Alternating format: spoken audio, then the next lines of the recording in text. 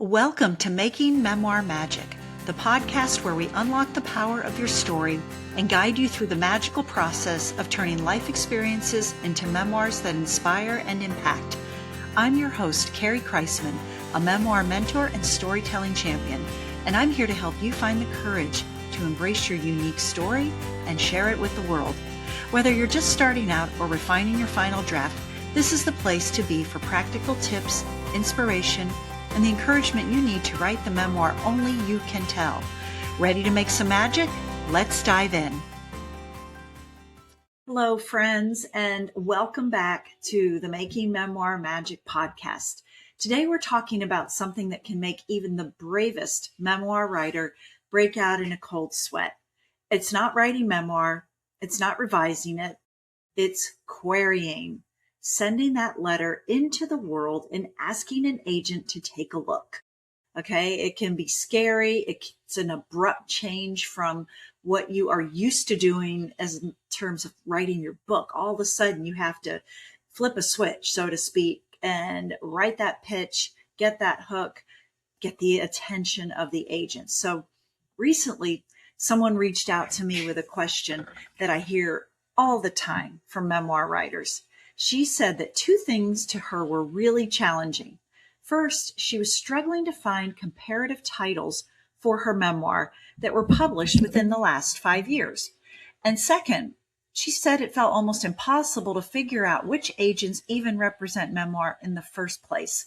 So if you've ever felt this way, let me tell you something right now. You are not alone. Querying memoir is a little different than querying fiction. It requires research, strategy, and a willingness to look at your story through a publishing lens. So today, I want to give you a few practical ways to approach this process without losing heart along the way. Now, let's start with comparative titles, often called comp titles. When you query an agent, you're essentially answering a question for them.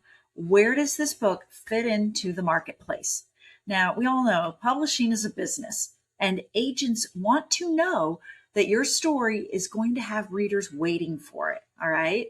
So they're in the business to make money too. So a good comp title tells them three things. It tells them the audience for your book, the tone or theme of your story, the readers that are currently buying similar books. All right, but here is where memoir writers sometimes get stuck. You know your life story is unique. You know you have a story to tell, okay? No one's denying that. So when someone says, find books like yours, it can feel impossible because nobody has lived the exact life that we've lived. Maybe there's similar experiences. Maybe, we walk kind of the same path as someone, but it's not going to be exactly the same. No book is exactly the same, but when you're telling your personal stories and your lived experiences, sometimes it can feel impossible to find books that are compared or comparative titles to yours. So the thing is that they don't need to match your life exactly. Think about the titles as sharing a lane with you. Maybe you've had a similar life experience as someone else, or shared a similar emotional journey, or maybe you share a similar audience or a similar narrative style. You're not saying my story is identical. You're saying readers who loved this kind of story may also love mine. So let's now talk about where you can find these books because it can feel tricky sometimes. Here's a few places that I recommend that memoir writers start looking for comparative titles. Obviously, but maybe not so obviously, the memoir section at the bookstore. And if you can't find a section called memoir, it might be called biography or autobiography, even though as an author, your memoir is not an autobiography. All right. We've talked in other podcasts, and I've written about this, how memoirs are different than autobiographies. But it depends on how that particular bookstore arranges their books. So if you don't find memoir, don't walk out and think that there's nothing in there that would fit the kind of book you're writing. Look for autobiography. or ask someone at the bookstore. Maybe they have memoirs in a place that you might not expect. But do the same in the library, okay? And try to find ones published in the last 5 years, because trends in publishing and what's popular and what's being well read right now are changing all the time. And when you find those comparative titles that you think might fit, notice the different themes in them: grief, family dynamics, identity, resilience, caregiving, cultural journeys, something else. Your story doesn't have to match perfectly. You're looking for adjacent stories. So also look on online book databases. Websites like Goodreads, Amazon, bookshop.org allow you to explore memoir categories and see what readers are responding to right now. Look at phrases that say, readers also enjoyed ...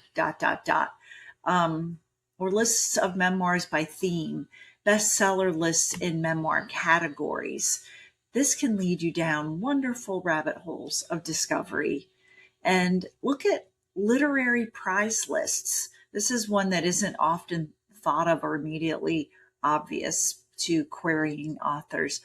Some of the most powerful memoirs appear on award lists.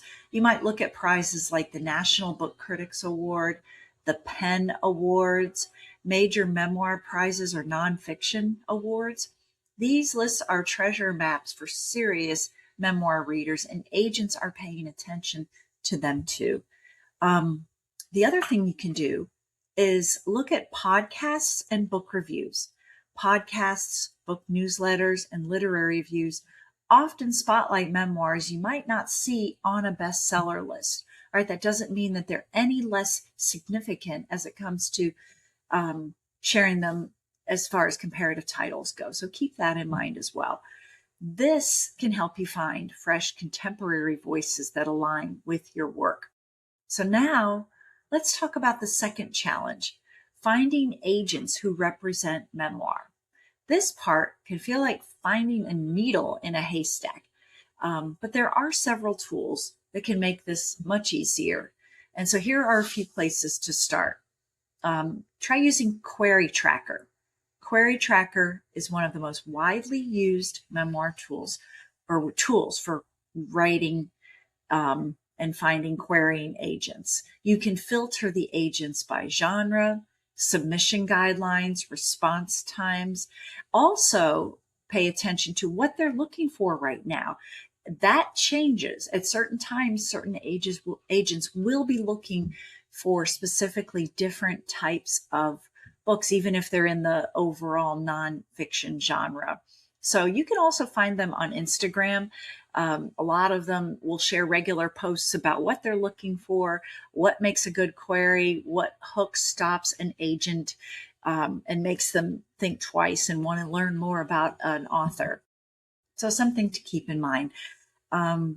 Look at Manuscript Wishlist. This is a fantastic resource for querying memoir writers. Agents on that site will post the kinds of books that they are hoping to find. Sometimes they'll say things really specific like, I'm looking for narrative nonfiction or memoir about family relationships. And if that's what you write about, Google that agent. See if your ideas align. See if it's somebody you might want to work with. And then craft that query letter according to what he or she is specifying that they want to see in your request. They might say, I'd love to see memoirs about cultural identity. Then bam, that's your agent you want to target. When you see that alignment, that is your green light to query that agent. Also, look at literary agent websites. Many agency websites list exactly what their agents represent. I kind of said this before, but you have to do some research. Like, chances are you've done some research in some ways already writing your book, whether you've researched family documents, you've gone back to your journals, or if your memoir includes some factual material, you've actually maybe interviewed other people, depending on what your story's about. This is a different kind of research. So expect that when you're planning to query, you are going to spend a considerable amount of time researching the agents that you want to approach to make sure they are a good fit, as well as the agency.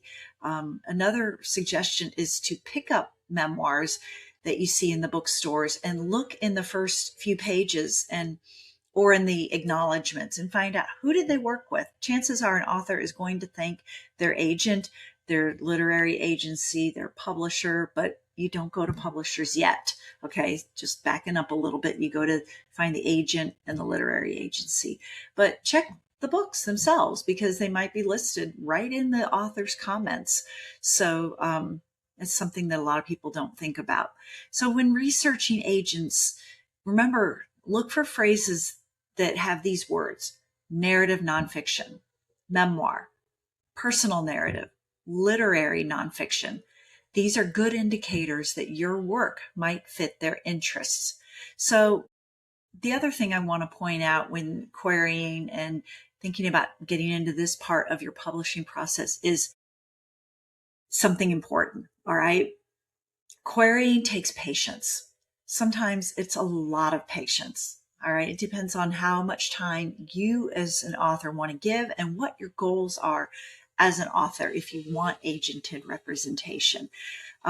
Agents receive hundreds of submissions every week, and rejections are part of the process. And sometimes you may not even hear from an agent, and it's not personal. It's business. It's the amount of work they have coming into them. But if you get a rejection, you might think, wow, this is a bummer. I'm not happy about this. And I really wish this was my dream agent. I really wish they would have wanted more from me or wanted to have a meeting.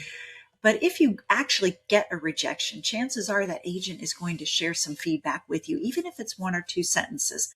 That's a gift. Consider that a gift.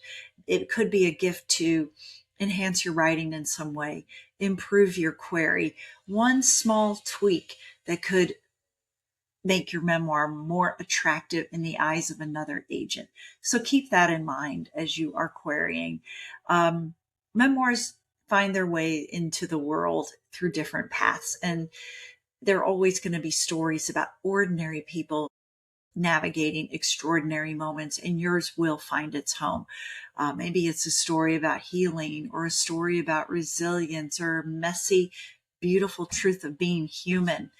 That's what your memoir is going to do. So if the querying process feels overwhelming, that is completely understandable. And that's one of the reasons that Module 3 of my course, Make Memoir Magic, is all about publishing and querying, writing a pitch and everything, because I want to share with writers what I learned. I walk them through how to think about the publishing paths and find the one that is right for you, because there is no one right publishing path.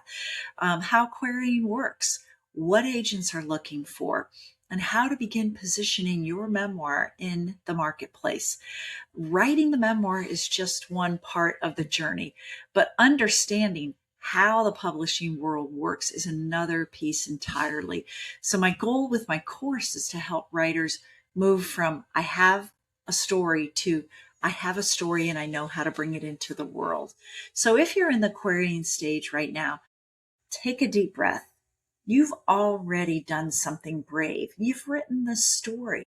Now you're simply learning the next skill, and that is, how do I introduce this story to the people who help bring books into the world?